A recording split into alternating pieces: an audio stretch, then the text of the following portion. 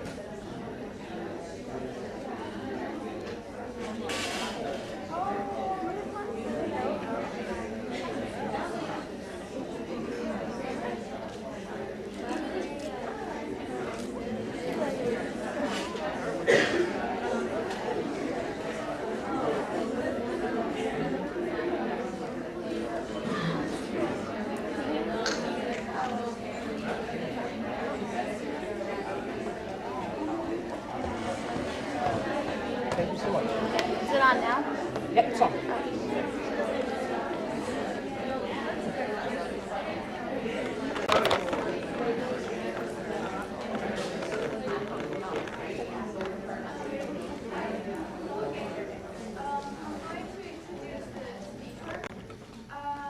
Pierre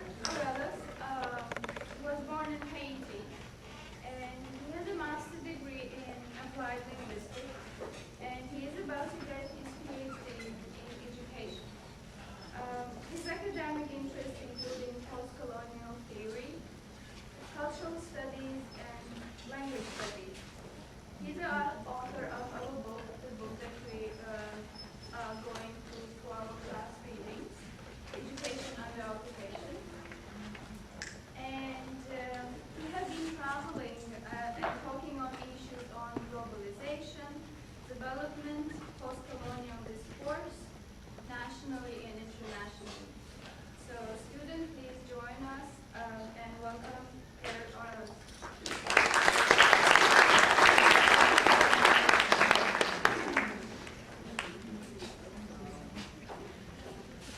Thank you, Amina, for such a wonderful introduction. And thank you guys for being here. I'm so sorry for being late. I sent you not by the place. It took me about 20 minutes to get here, but to figure out where this was located.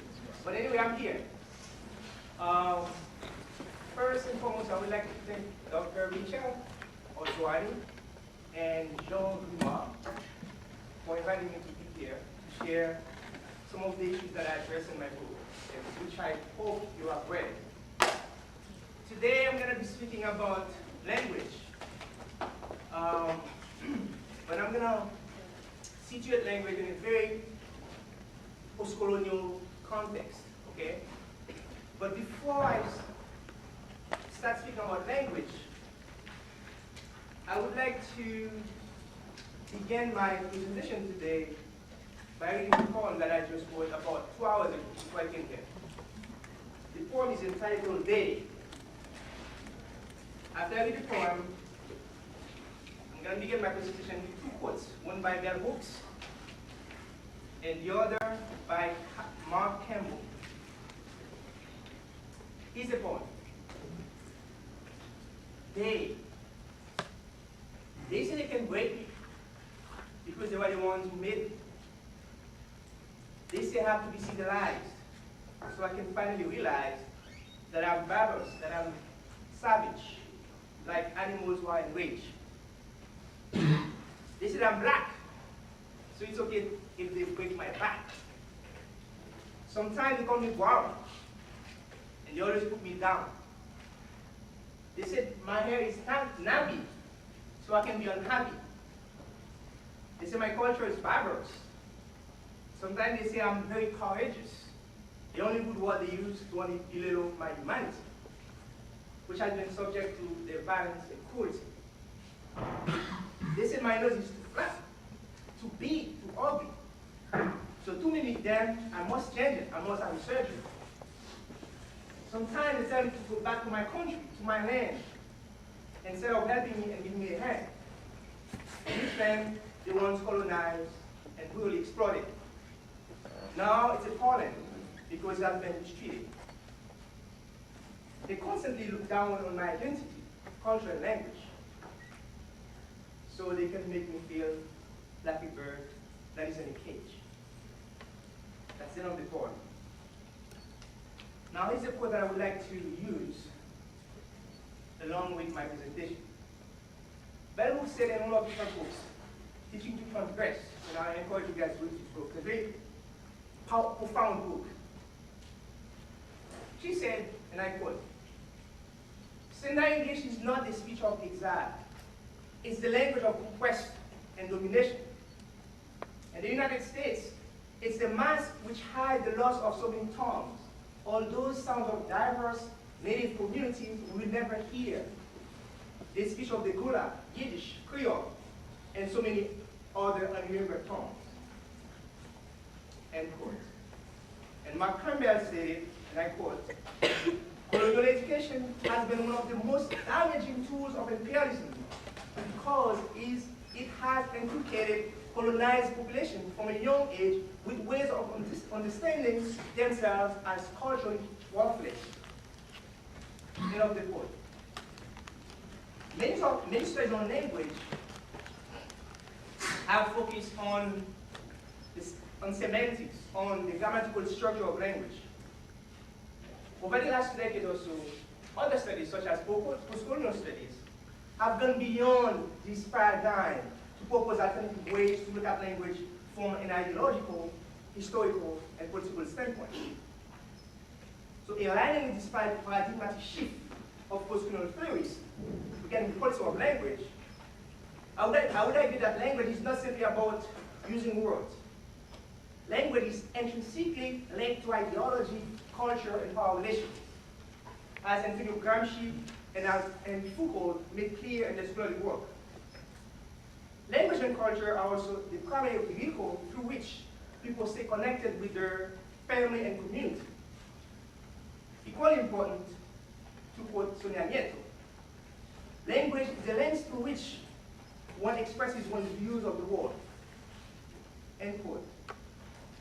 Historically, a multitude of languages spoken in the world have been attacked and relegated to an inferior status in society through the mechanism of colonialism, imperialism, and slavery. As a consequence, people who, by accident of birth, happen to speak certain languages have been marginalized, oppressed, and discriminated against. For example, in the United States, Native Americans were beaten in residential schools for speaking their native languages that were perceived by the dominant class as uncivilized. In Australia, Aboriginal children were forced to be taken from their family and placed in boarding school where they are prohibited from speaking their own language. Similarly, it's worth noting that in other colonized or formerly colonized countries and states, such as Northern Ireland and Hawaii, people there have struggled daily to revive the culture and language, such as Gaelic and Hawaiian languages. These languages have been under attack by colonizing and imperial powers such as Great Britain and the United States.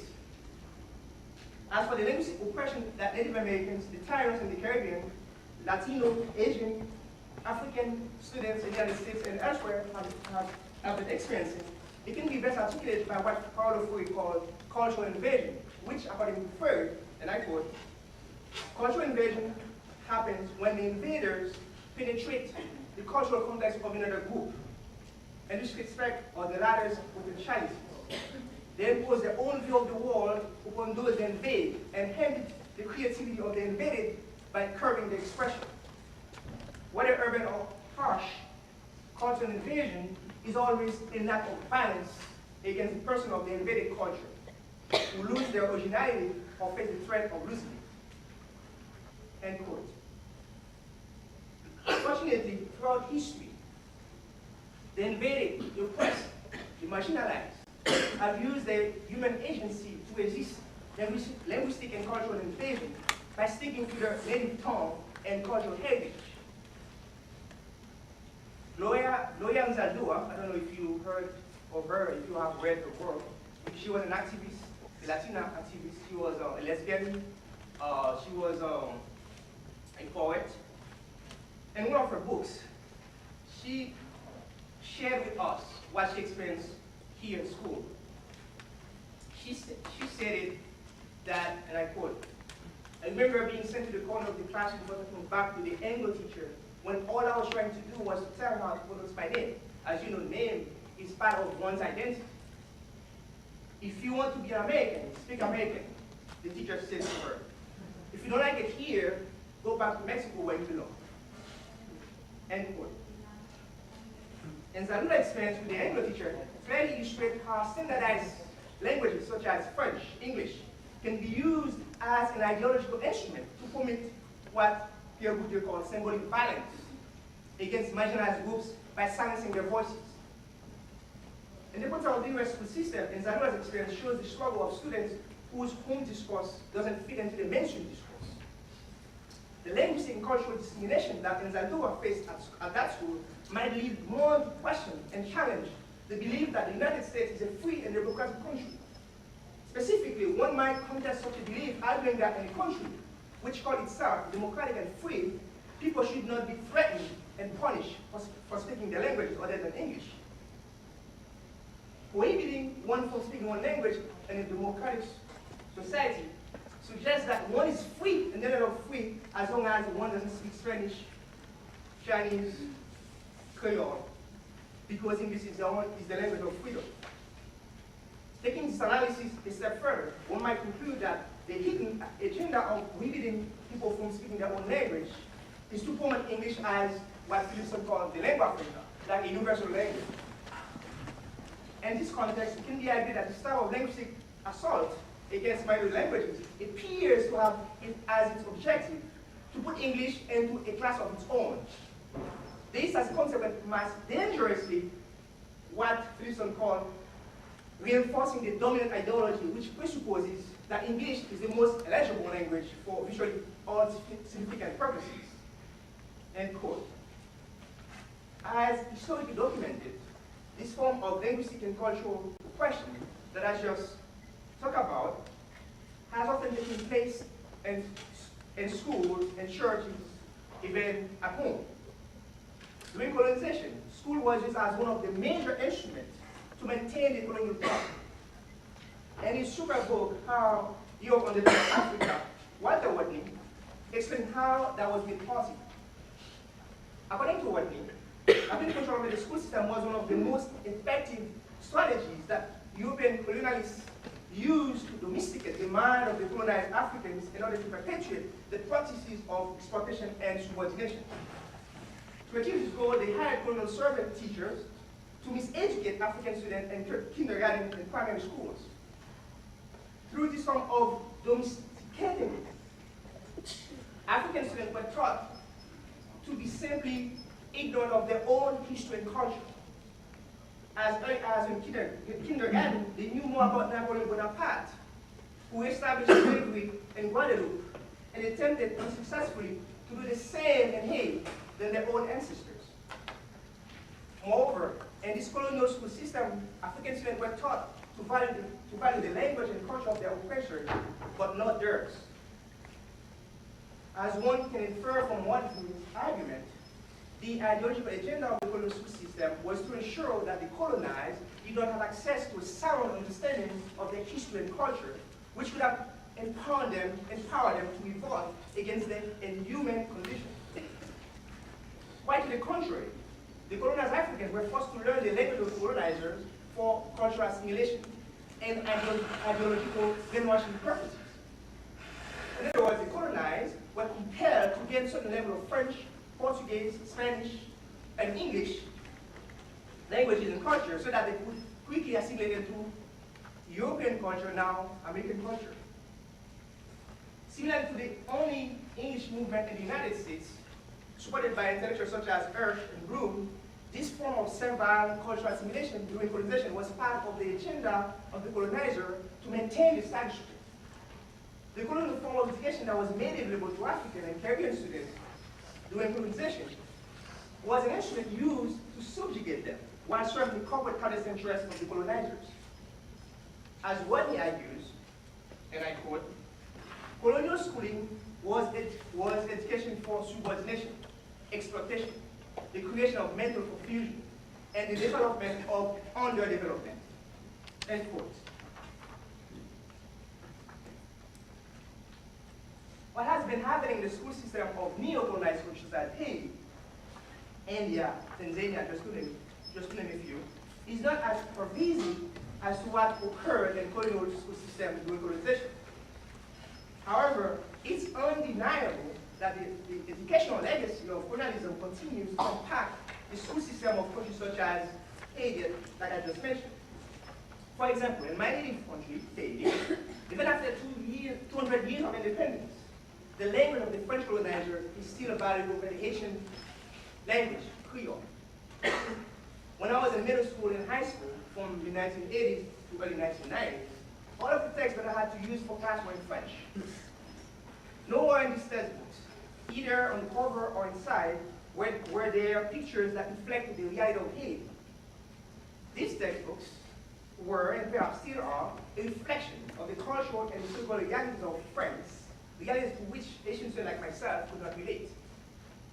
As a result, a great number of Haitian students, myself included, felt linguistically and culturally homeless because there was no connection between what I was reading in this textbook and my cultural reality. In fact, as a high school student, I always felt foreign and culturally and historically alienated reading stories in these textbooks, whose cultural and historical baggage was irrelevant to my lived experience. This is well captured by Pierre, who eloquently argues that, and I quote, when students see neither themselves nor their histories reflected in their education, disengagement understandably follows. End quote. Like I observed, not being able to see myself culturally and historically through school materials that I was forced to use in my classes, I ended up resisting what I was learning. This, for example, led me to question what my math teacher's attitude towards the French language and culture. This teacher in particular took pride in recounting how well French people trained him to become a math teacher. At no time did he ever use in class a single word of Creole, the language that I knew best as a working class student. Instead, he seemed to take pride in using French as the language of instruction. Moreover, throughout my high school experience in Haiti, I was never encouraged by my teachers to challenge and deconstruct the hidden ideology embedded in French textbooks that was imposed on me.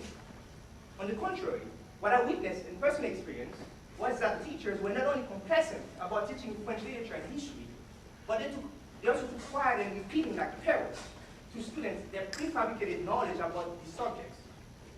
At no time did I ever recall my high school teachers attempting to question and challenge old French values, beliefs, and ideology entrenched in those French textbooks.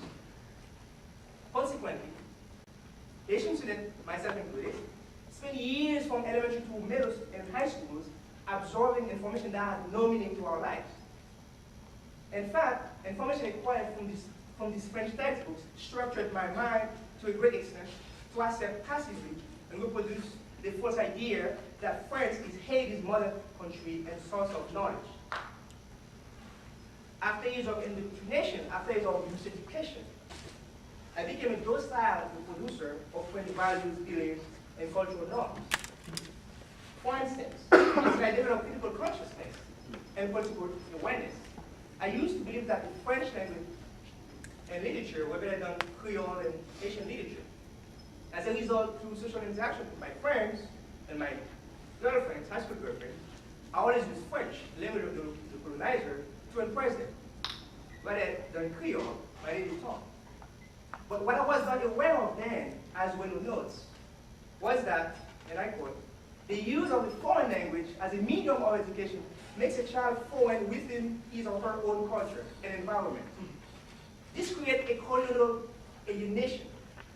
What is worse, the neo-colonized subject is made to see the world in where he or she stands in it as seen and defined by or reflected in the culture of the language of imposition.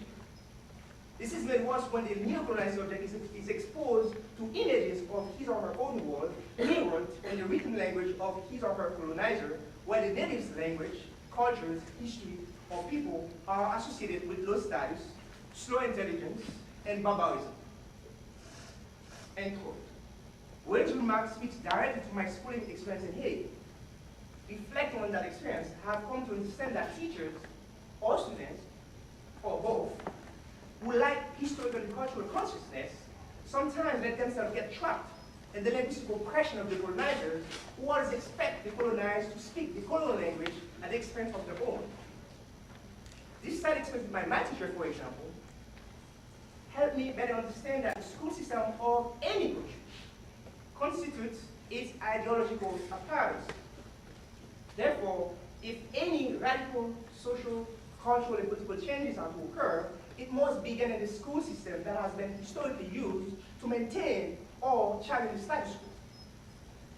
It goes without saying that the school system can be a dangerous place that reproduces the dominant ideology, or a site of struggle where ideological and political fights for a just and democratic society can take place.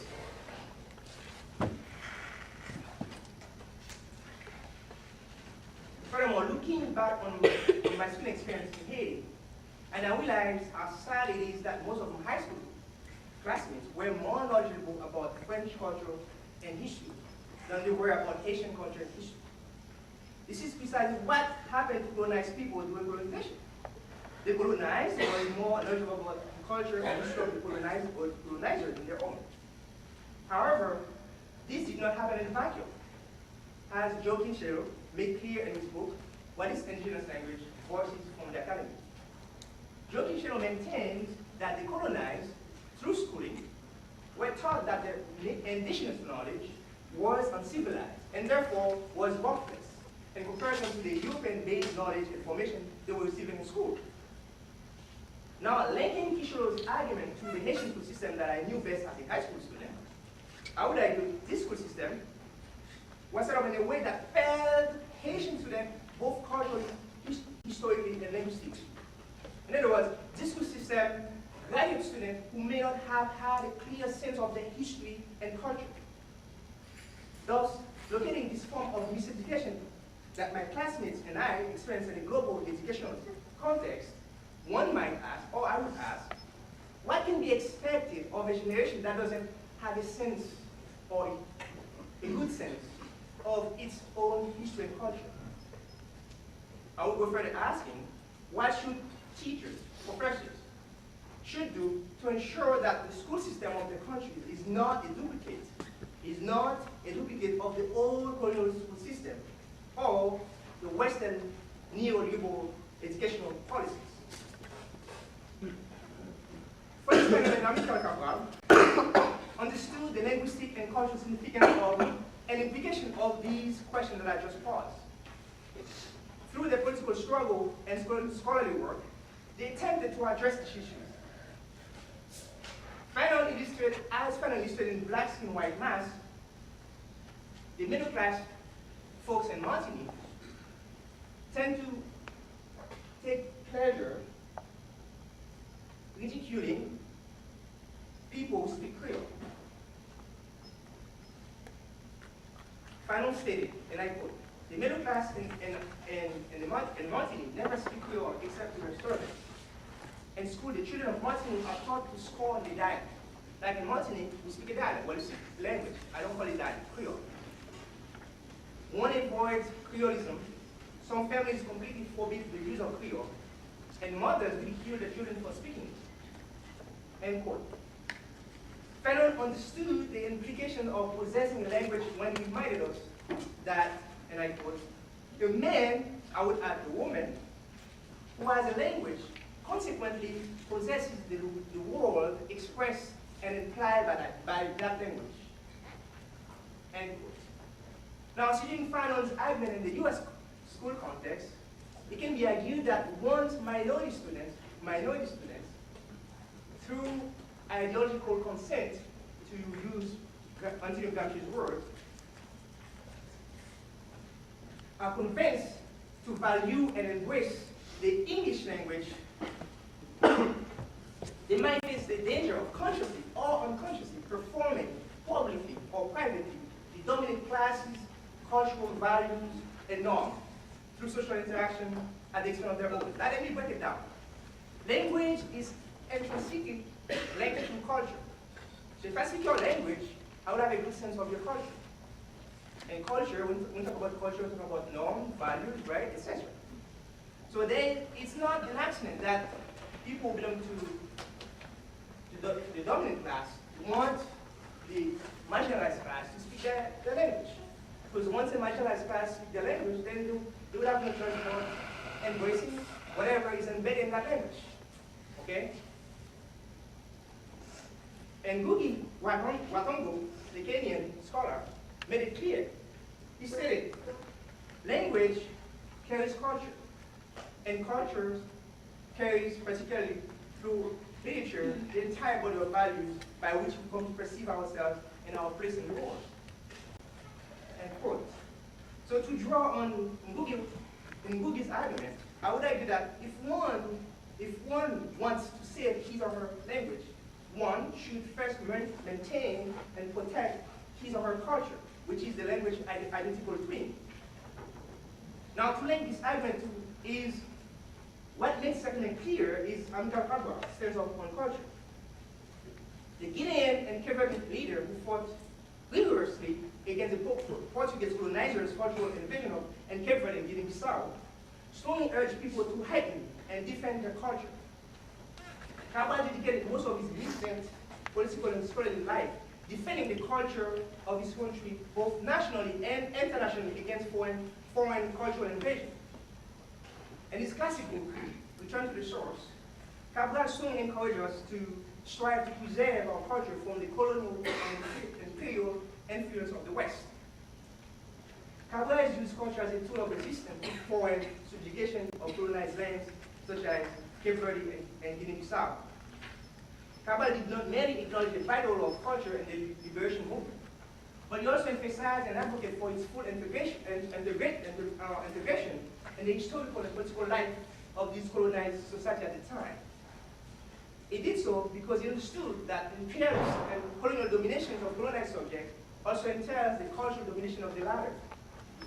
Thus, Cabral strove to have his people be aware of the importance of using the cultural resources and values as a counter-weapon in the fight against imperial and colonial domination. Cabral maintained, and I quote, "It's understood that imperialist domination, by denying the historical development of the dominated people, necessarily also denies the cultural development. It's also understood why imperialist domination, like all other foreign domination, for its own security and benefit, I would add, requires cultural oppression and the attempt at direct or indirect liquidation of the essential elements of the culture of the dominated people." End quote. Now, to draw on Cabral's view on the political and historical importance of culture, it can be stated that culture is a vital tool that foreign invaders should never be allowed to influence, especially when the people engage in the struggle for self-affirmation, self-determination, and linguistic liberation. The reason being is that if colonized or minority people's culture is under siege, to use Henry Drew's word, this might weaken their resistance to linguistic and political domination of the dominant class. Defense and preservation of one's culture is key to one's linguistic independence, autonomy, and respect, regardless of what conservative intellectuals have argued. One of the arguments that conservative intellectuals like Hirsch and Bloom have articulated to impose English as on linguistically and culturally diverse groups is that speaking one language will strengthen and unify the nation. Taken at face value, such an argument might convince us to believe that unity among people can only be achieved through one dominant, officially recognized and established language like English or French, but not through a plurality and diversity of languages. Hirsch believes that unity among culturally and linguistically diverse groups can only be achieved through what he called common culture. Omibaba, challenging Hirsch, stated, and I quote, of the nation's unity, the common culture is a profoundly conflicted ideological strategy. It's a declaration of democratic faith and a plural, diverse society, and at the same time, a defense against the real subversive demands that the articulation of cultural difference, the empowerment of minorities, makes upon democratic pluralism.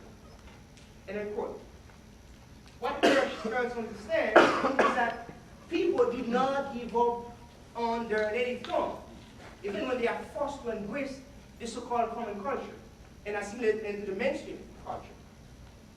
The reason is that one's language shapes one's subjectivity and sense of self. Thus, needless to say, attacking one's language is a direct attack to one's culture and identity. And I would end my presentation today by reading a quote, my favorite quote in Zaldua. In Zaldua said, and I quote, "If you really want to hurt me, talk badly about my language. Ethnic identity is twin skin to linguistic identity. I am my language. Until I can take pride in my language, I cannot take pride in myself. Until I can accept as a legitimate Chicano, Texas, Spanish, Tex-Mex, and all the other languages I speak, I cannot accept the legitimacy of myself." And yes, I will stop there for Q&A or dialogue.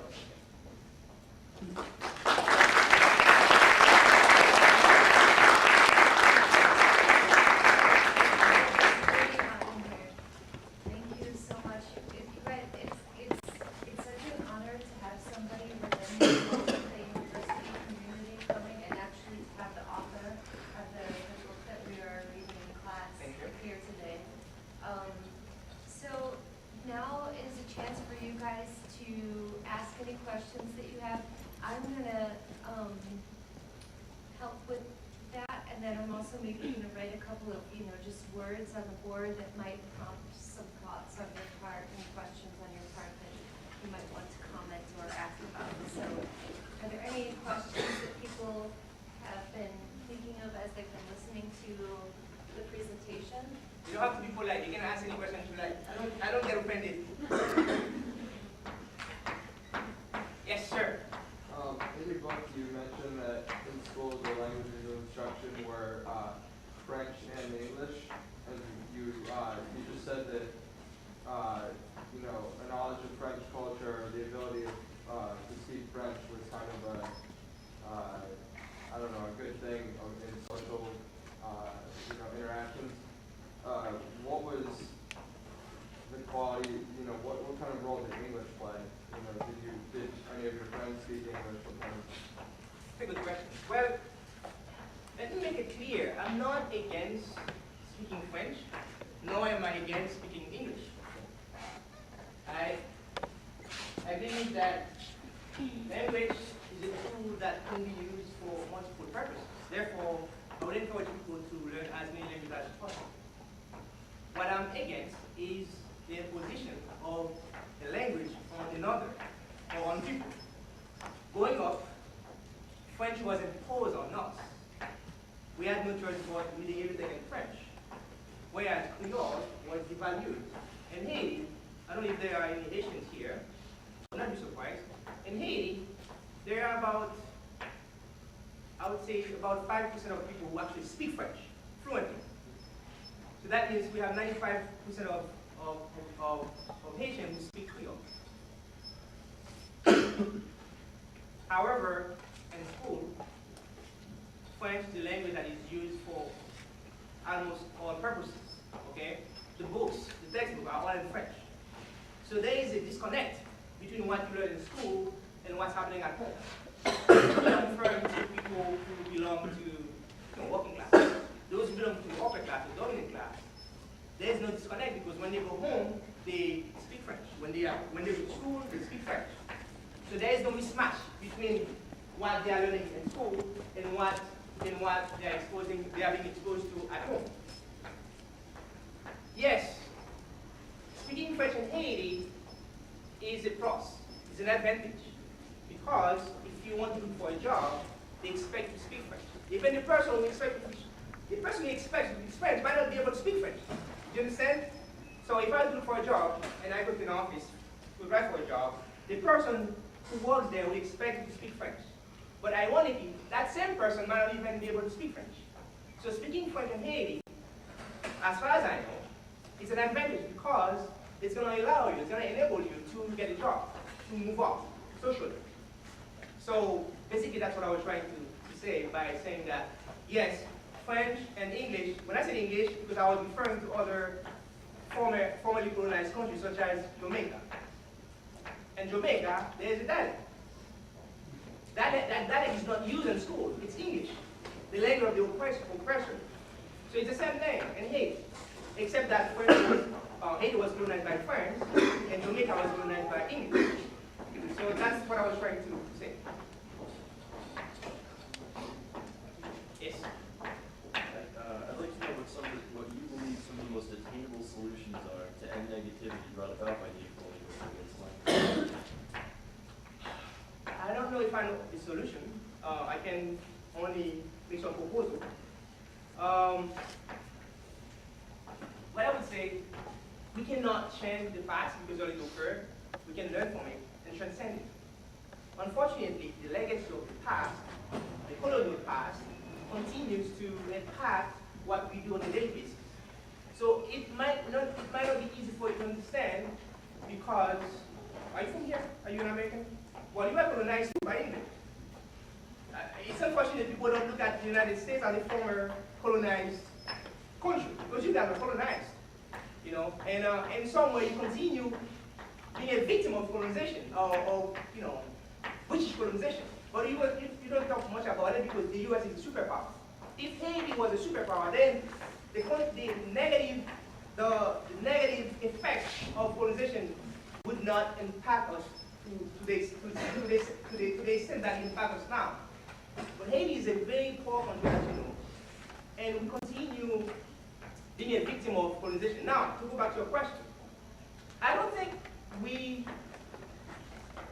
cannot change the past, as I say, but what I would hope to see happening is that people in Haiti or wherever colonization occurred will develop a critical consciousness to embrace their own culture and history. Okay? Instead of valuing French culture at the expense of their own. I am not against French culture. I'm not against learning about French culture and history. What I'm against is when I'm being forced to embrace French culture and history at the expense of mine. So it's okay to speak French. It's okay to know about, you know, French culture and literature. But it's not okay when I'm forced to embrace the French culture and history at the expense of mine. So I think, yes, we cannot change the past, but we can learn from it and change, you know, and try to transcend the effect of colonization. Now, how do I do that? How do we do that? I'm not so sure. I don't know if I found the solution. But I can only hope that people will get to a point where they realize, hey, I cannot give up on my language. I cannot give up on my culture because that's who I am. Does that really answer the question? Thank you.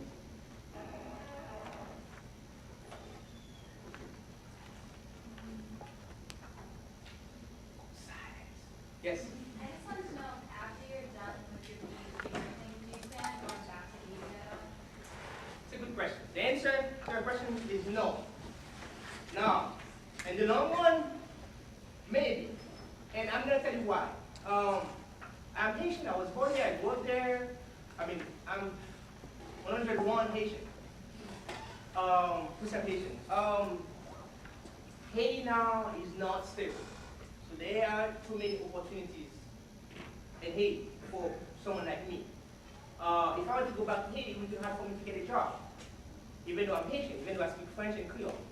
I have a better chance to get a job here than getting a job in Haiti. It's a shame, but it's a reality that I have to deal with. Okay, so I don't really plan to go back to Haiti when I'm done with my doctorate. I'm hoping to finish this year. I might go to Haiti to do some work, to help people who are continue being a victim of colonization. But I'm not gonna lie to you saying that I'm gonna go back to Haiti and live because it's not possible. If I must go back to there, I will, but I don't plan on going there. I would, as I said, I would go there and try to involve in grassroots movement to have the poor, because because I was one of them at some point, but I'm not gonna go back there and live. Maybe in the long run, but not. This is not a short-term goal, maybe a long-term goal. Yes. Question. Yeah. I'm curious, when you look at dominant language becoming, vehicle for the dominant discourse to dominate, what happens when we have countries, I think it's like Holland, where there are 6 languages that are required to be taught in schools. Now, I don't think that any of them, I think they're all in some way dominant languages. Yeah.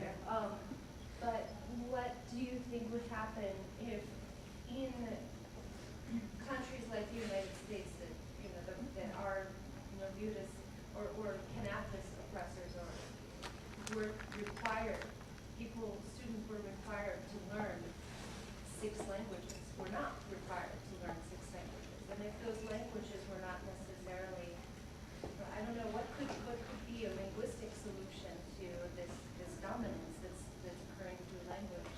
I think you answered your own question. I'm just going to add to it. As I mentioned earlier, I'm not against any language. I think the more languages you speak, the better. Okay. It would be great if in the United States people were required to learn 3-4 languages growing up. I think that would open so many possibilities to you. When you go to war, you won't need someone to interpret for you. You won't have to be worried because somebody's speaking another language that you're not familiar with. Now, if you have a country, And also ideologically speaking, like the worldview as it is, that you feel it and sense through language. exactly, because like I said, language, bilingual language, you learn a new culture. And by learning a new culture, you learn new values and so on and so forth. So it's an advantage to speak one language. It would be nice, it would be really great if in the United States people were required to learn Spanish and English at the same time. It's ironic, some people are not allowed to speak Spanish in class with their classmates, whereas the parents of those classmates would spend hundreds of dollars to send their children to Spain to learn Spanish, whereas they could have learned it here. Isn't it ironic? So, don't speak Spanish in school. That's what your parents that's what the teachers told you, right? So don't speak Spanish, you have to speak English, only English. Whereas you are spending tons of money learning Spanish outside, somewhere else. You go to Spain or Mexico, wherever. So it's really ironic. That's what I call linguisticism, So the mentality, people have to speak English. We know we have to speak English. When one comes here as an immigrant, knows that he or she has to speak English. Right? We know that. We don't need to be told. We know that. But what is ironic is that some parents do not want their children to interact with people who speak another language, especially if you are from Mexico. So it's not only language, it's also social class. So if I'm from Mexico, and you're from Spain, you will be, well, I'm being like teacher, okay. If I'm from Mexico, from Spain, I think you have a better chance you will have an easier time to interact with people, wherever in the US, because you're from Spain. Because the Spanish you speak supposedly is better Spanish than my Spanish. So it's a matter of social class. It's not so much the language. It's only language, it's also social class. Yes. I have a question, keeping in the spirit within language and your solutions, et cetera, et cetera. I'd like to read a passage to you. I'm interested in your state of mind at the time of drafting, and particularly whether you consider it to be explanatory or counterproductive to seeking a world solution. It's on page 23. Go for it. Quote unquote, simplicity of the U.S. government. And could you please slow down a little bit?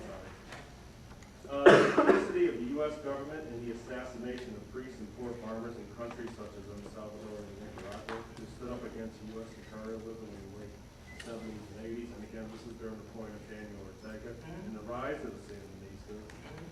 Well, Western empirical powers like the U.S. farmers and peasants are not human beings. therefore they can be treated and killed like animals. Ironically, the killing of these farmers have been done in the name of the U.S. definition of freedom. Perhaps you can, it's inflammatory. And there are other examples of the U.S. is criminally responsible for rapes, murders, etc. Perhaps you can elaborate and provide at least a shield or something, at least shield yourself from this type of. I'd be happy to. Again, this is it seems to be inflammatory, and if you're looking for you're an eloquent writer, articulate certainly is a message. But if you're trying to accomplish a solution, certainly using inflammatory language and constantly criticizing and downgrading the U.S. for whatever within the marketing aspects, et cetera. From my perspective, and again, it doesn't impugn your integrity or whatever. Again, I'm interested in why there's such a visceral attack against the United States. Okay. I believe if you want to effect any social change, you got to begin by telling the truth. What I said was not is the truth. It's been well documented. It's not an attack against the U.S. per se. It's an attack against the injustice that the U.S. It's an attack against the U.S. injustice against others. I am not against the U.S. I'm not against American folks. I am against the foreign policy of the U.S. In the United States, in Haiti, for example, when the U.S. overthrew IC, they invaded Haiti, right? They occupied Haiti not too long ago. They sent the troops there, supposedly to establish order. But in the means of doing that, in the process of doing that, they killed so many innocent people in the name of democracy. Okay, we go there to make sure that democracy take place. But you cannot talk about democracy while you are killing innocent people on the street. That I cannot call it democracy. Are you referring to U.S. military troops? Yes, that's correct. Are you referring to the dictatorship of the I'm referring to U.S. military troops. When they send the troops to Haiti to establish order, slaughtered innocent children? Exactly, on the street. So you cannot talk about democracy while you are killing innocent people who are simply walking on the street. You cannot do that. I mean, this is what I'm speaking against. I'm not against U.S. I'm against the injustice that the U.S. has caused many poor innocent folks, not only in Haiti, all over the world. I mean, we can talk about Iraq, for example. What's happening in Iraq now is unacceptable. Now, if I want to effect any social change, I have to begin by telling the truth. I have to have the courage. Telling the truth doesn't mean I am counterproductive, not to say. I don't think I'm being counterproductive by telling the truth. This is the truth. I mean, I almost every month who are being killed in Haiti by U.S. soldiers when the U.S. first sent their troops there. So if you're gonna go there to help me, you shouldn't be killing innocent people on the street. You shouldn't be like killing people without even thinking if they are human beings like you. That's what I was referring to when I said that.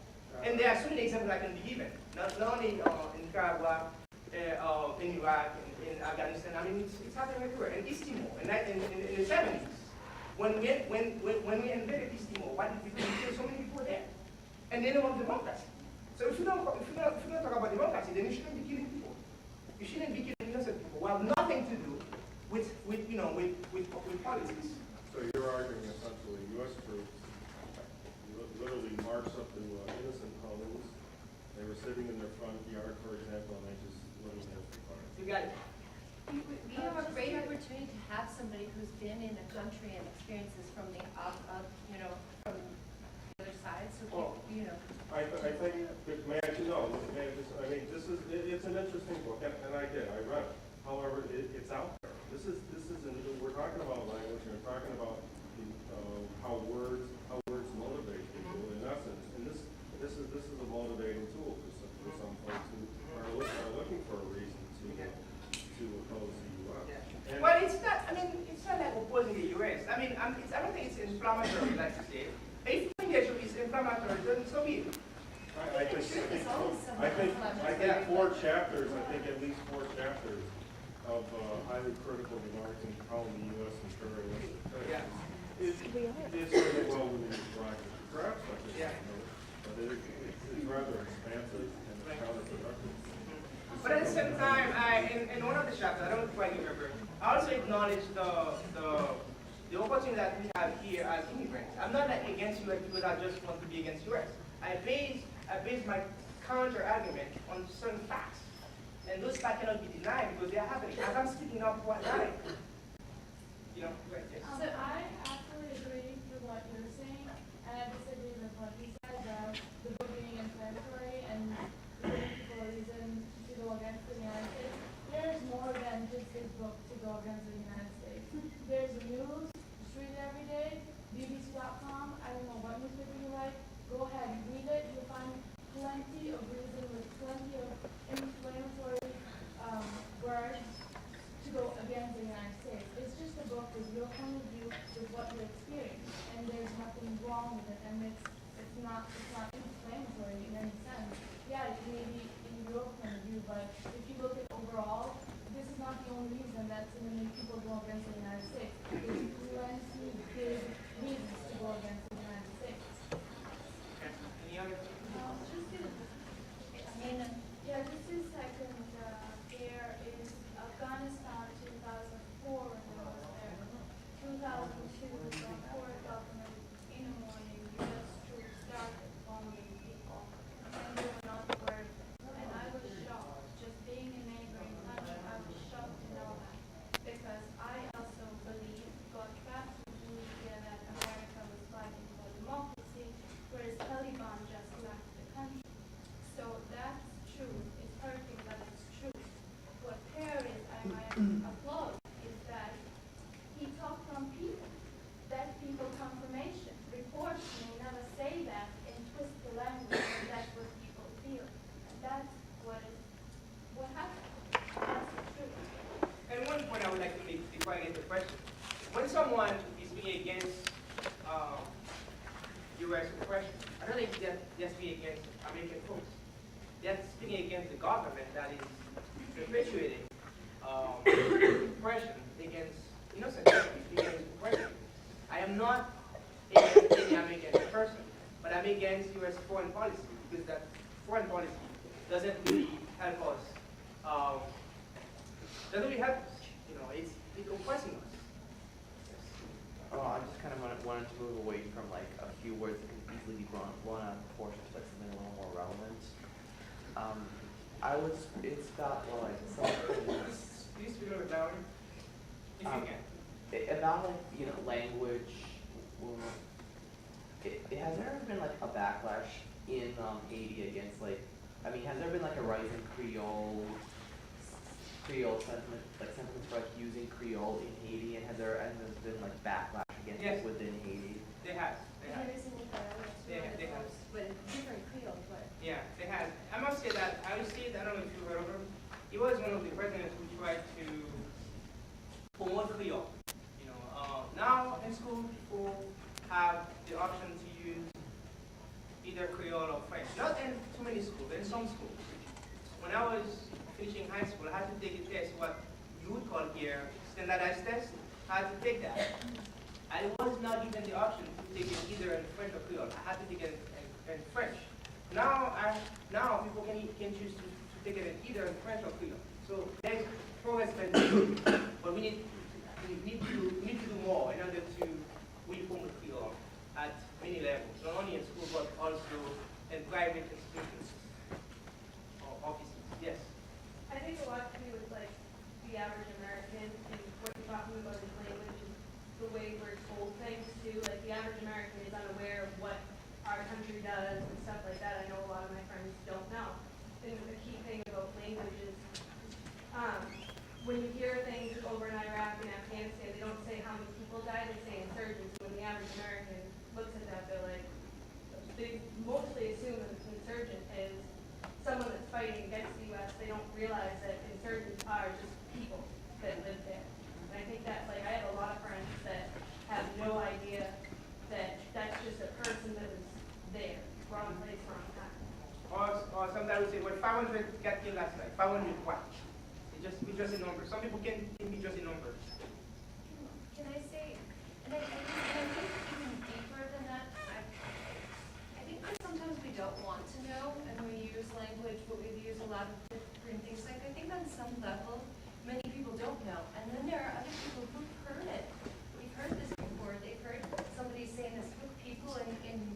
my town were shot indiscriminately, and the reaction is, that's impossible. That's impossible. That couldn't have happened. Somebody from my country could not have done that. There's a self-protection, and coming from, I guess, like a country that is very dominant, and from a language that's very dominant, it's very easy for us to do this self-protection. Also dominant in the media, like in terms of literacy. You know, who's dominating the media. It's very easy to protect yourself from the truth when it's extremely painful. So I think that on some level, people are conscious that there is a denial. Like that just can't be true. It just can't be true. It can't. I don't know if anybody can relate to that. I mean, nobody wants to believe things about their neighbor, you know, like that their neighbor is involved, that they're indirectly involved. That, oh my gosh, every single day, I just found out today that it takes, I know this is completely unrelated, but it takes like 6 liters of water to produce 1 liter of bottled water. Imagine the implication of that for developing countries where there isn't water. You know, there's so little that where we can actually escape domination at this point, or exploitation at this point. There's so few things that we can actually consume. Exactly. And that is an uncomfortable truth. It's not fun to accept it, but it still is a truth. You know, I'm not saying that everything that everybody says is true, but most of the truths about what's going on are pretty uncomfortable. Right. And it takes a lot of bravery to say them out loud, and to constantly have to confront people saying, no, that's not possible, it can't be true, too. So, Anybody else? we've been talking about actual violence. Any other questions?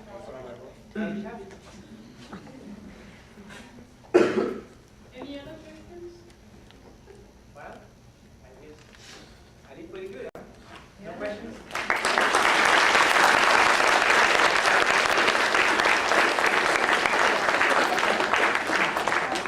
If you have any comments, any questions that you wanted to ask, but for whatever reason you shine, if you're comfortable asking them, you can email me. I'll be happy to respond to your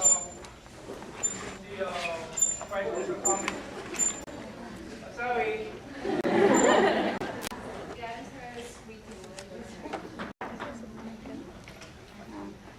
And feel free to go to Amazon.com or Barnes & Noble and make your comments. You can write whatever you do, you know, you feel like writing. And I'd be happy to discuss anything that you want to discuss, okay? I mean, I'm all about getting feedback. Feedback for thought. Thank you so much, guys, for your patience. Thanks for having me here. We don't have small groups today.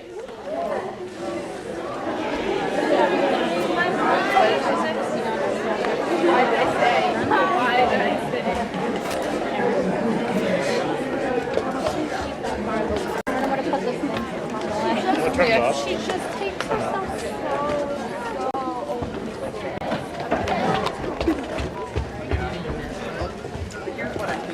It was a baited question. Everybody can.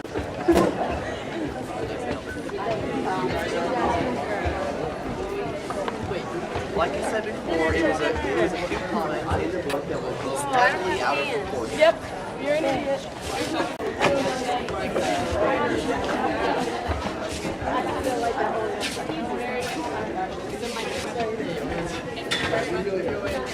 Yes, but so do I.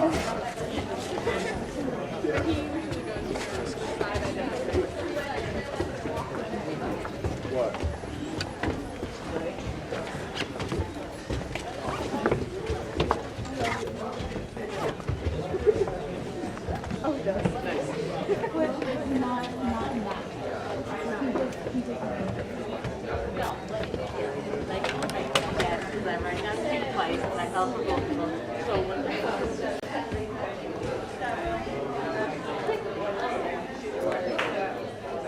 Yes.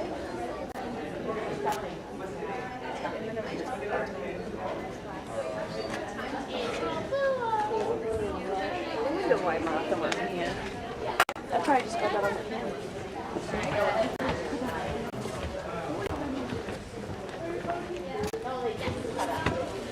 I hate you.